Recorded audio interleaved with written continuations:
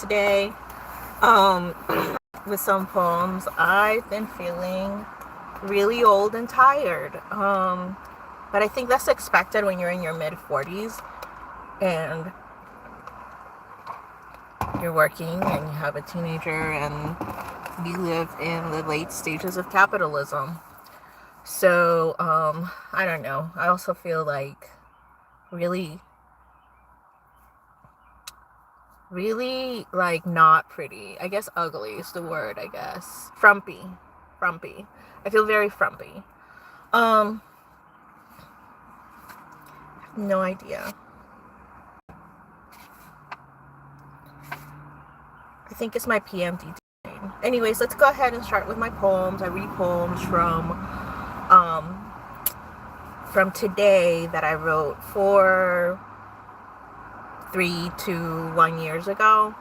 So these are April 27th poems from 2022. We'll start with that. This is a tanka. And a tanka is a poem that has 5 lines, and the syllables have to be 5, 7, 5, 7, 7. So this was my best at a tanka poem. I want to love you in the day, in the moonlight, because you're the one. You're my soulmate. You're my life. You're amazing. You're my king. All right.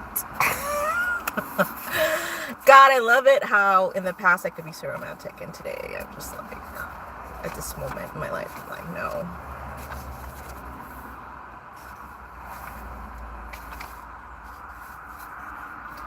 Okay, so this one, this is from 2022, and these are from prompts that I had. We have quite a few.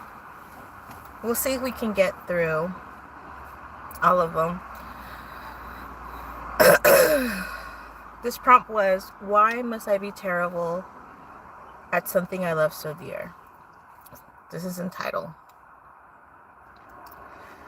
The men in my life will tell you I'm terrible at loving them.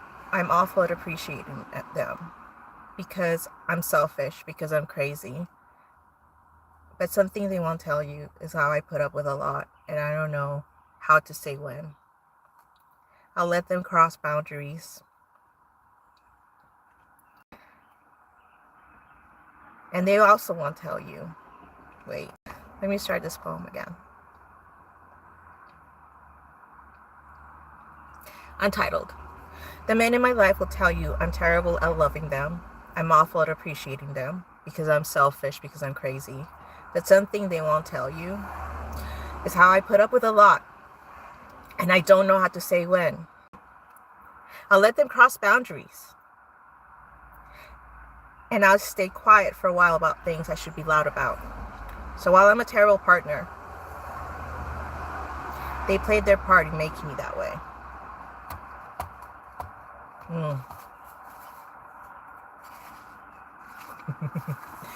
The next one is interesting. Don't use any punctuation in a poem was the prompt, and I guess this one, yeah. Untitled. Call me a whore, call me a slut, but I love sex and everything it brings. The pleasure, the pain, the intimacy. Sometimes I like to get off on my own. Sometimes I love to get off with others. So try to shame me for loving all of it. I don't mind being called an nymphomaniac. That is pretty. That's pretty, not me. Not me right now. Not me at all. Not me this year. I think that you go through these stages in your life where you think certain things are very important. Maybe at some point I thought sex was very important. But I don't think that aside from procreating and having my kids as a result of sex, I don't think that it's that it adds to my life. I feel like it's so, and maybe it's my Catholic upbringing, but I just don't. I don't hate it, and I don't hate anybody who does it. I respect it, but it feels like the minute I have sex, people lose respect for me or my partners, and it's just a weird way to think. But nobody's here on the live, so thank God. Okay, let's go with the next poem, Rights and Wrongs. I keep trying to right my wrongs from my past in hopes they stop haunting me, because my past misdeeds still appear in my dreams and poetry. That means there's something left to heal, there's something left to forgive, because I know of the emotional damage I've done to those close to me for being too selfish, too crazy, too chaotic. And I almost hate myself for being such an imperfect human. So I keep trying to right my wrongs from my past, to forgive myself, to heal myself, and to pay my respects to those I've hurt unintentionally with my thoughtless actions and acidity.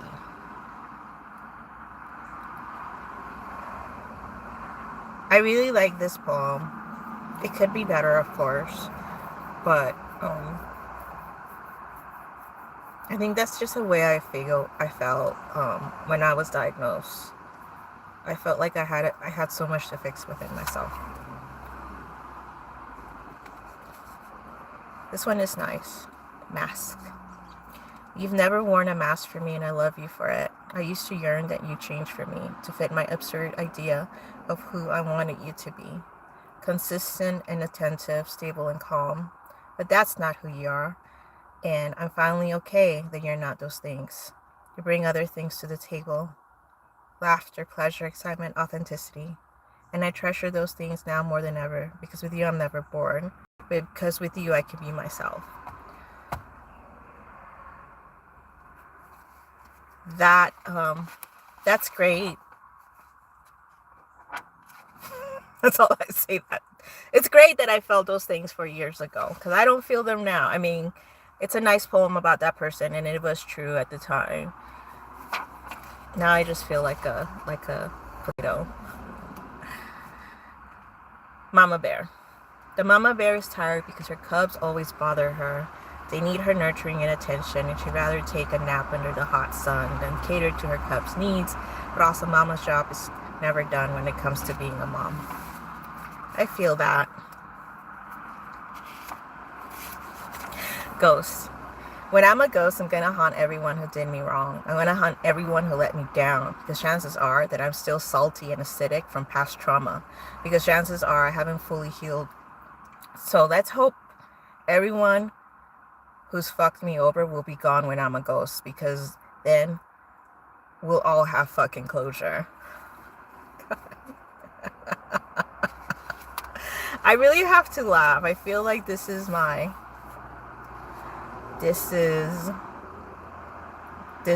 my joyful part of the day, even if nobody's here. This is called Whiskey. He sips his whiskey and looks at me like he loves me, and I want to run and I want to disappear, because I'm not ready for the love he's willing to give, because I've lived this lovely beginning too many times, because I don't want to get hurt again. But I don't run. I don't disappear. Instead, I smile at him and think, oh shit, here we go again. I did not write this with anyone in mind, because I've never met somebody that drink whiskey, aside from my friends that are girls. But I've never met anybody, like a man like that. I think sometimes these poems are just like little stories in my head that I want to happen, or little stories that I think would be nice. Right now I'm where I'm supposed to be. After all the drama and strife, I finally appreciate the beauty of my life. I smile every morning because I finally understand how every day is a brand new beginning, to write a new story, to feel a new type of happiness, to love my children, to laugh with my coworkers, to be inspired by the mundane. Right now, in this moment, I feel a sense of contentment inside. I feel myself full of joy and pride. That's sweet. It could be a better poem, I guess, but in that moment, it was a nice poem to feel. I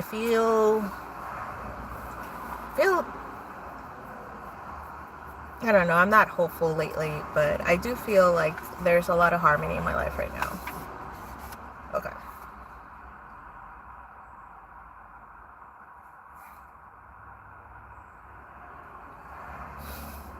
We want to talk about the next one.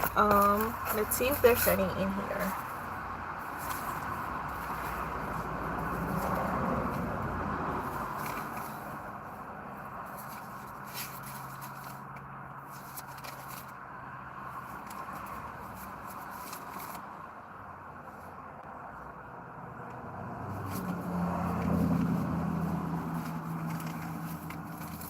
This one's called Always. These are from 2023.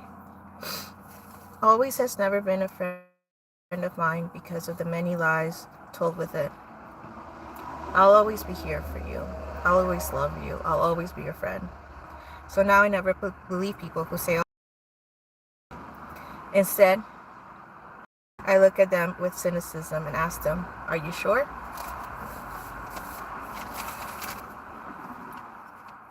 Self-portrait. Self-portrait. My poetry has never been to get attention, likes, comments, or validation. And while I appreciate all of those things, I have to be honest. My poetry is always for me to speak my truth, to process my feelings, to heal from life's tragedies, to understand myself better, and learn to love myself as I am. My poetry is the ultimate love letter to myself and to the universe. That is really nice.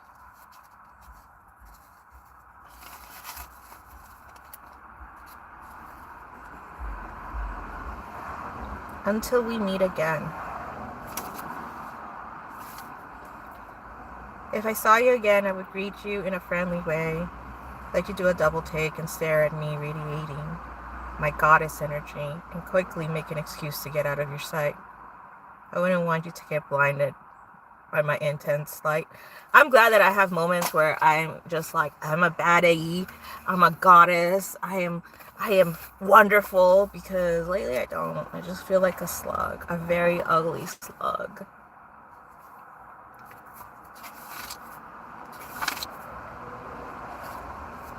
Okay, we won't do that one. There's no. So we are moving to poems from 2024, so this should be interesting. Was I mad in 2024 on the 27th of April?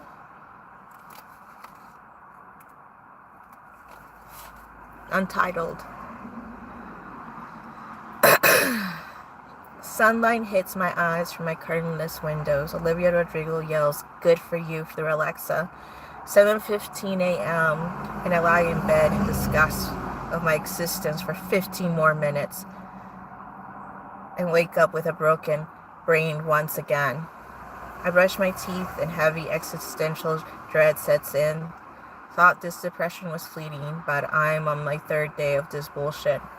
Something in me is unsettled and restless. I look in the mirror before putting on my clothes and observe, at least I'm a pretty mess. Cry as I brush my hair and say, fuck my life. Get in my car, roll the windows down, put on my driving playlist and scream, I wish I were Heather. Oh my God, this poem is so me. This is me lately. This is me. This is me lately. And I'm not even going to apologize for it. This one is called My Toxic Relationship with Hennessy. I love the Hennessy, but the Hennessy doesn't love me. I mix it with orange soda and I fall in love with each sip. Like how it gives me confidence and shuts down my internal editor, and I bomb it out some nonsense on paper and call it poetry.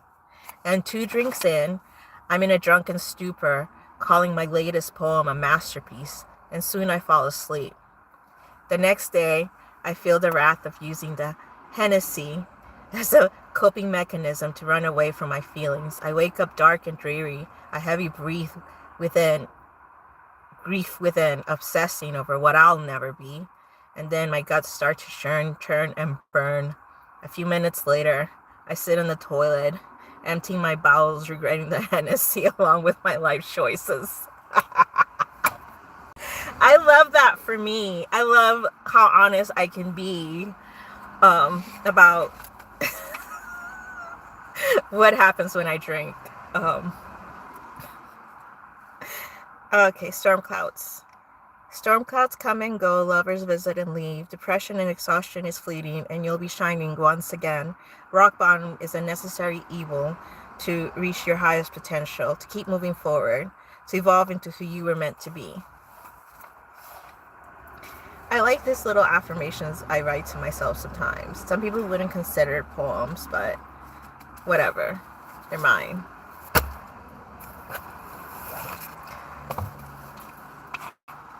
Let's see what I have from 2025.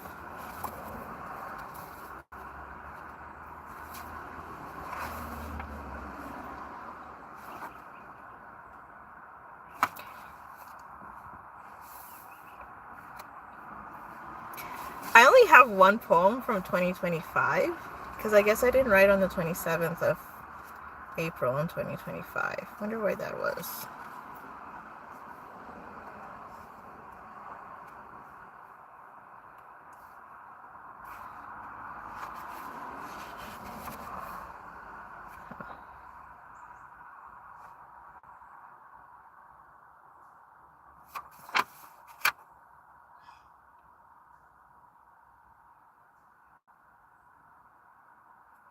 Interesting. Okay. Untitled. Could someone please push a button and take me back to the 90s when there was no such thing as an algorithm and hashtags, when I didn't have to compete with AI bot girls, when I didn't have to flirt via Snapchat and using emojis? Could someone please push a button and take me back to the 90s when the biggest presidential scandal was Monica Lewinsky, when the closest thing to a breakup text or email was a post-it note on Sex in the City, when 99% of our shopping happened at the mall? Could someone please push a button and take me back to the 90s, when our worst moments didn't go viral, when we weren't attached to our phones, when I wasn't so overwhelmed by modern technology?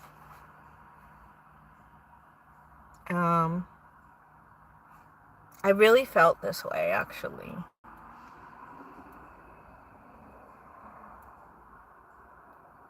I think that technology is great and it makes things so much better to express, but I don't like how easy it is. People have access to you. I don't like that like I've been on the other end where if somebody doesn't respond right away, I get annoyed or triggered, or I think they don't like me anymore. And then I've been on the other end where I'll forget because I'm flighty as fuck to text somebody or answer them and accidentally leave them on scene, and then it becomes a thing. Like, it becomes a stupid fight that would not have happened like several years ago. In the 90s, it wouldn't have happened in the 90s, right? So I don't know. And then like as I get older, I feel like I'm too old to like for TikTok, for Snapchat, and like that's all for like my son's generation who are teenagers or just the younger people. I feel like I want to just go to my vinyls, read my little books, write my poems in pen and paper, and that's it. But here we are, and we need, I guess, modern technology to connect with people. All right, that's it. Nobody was here, and that is great.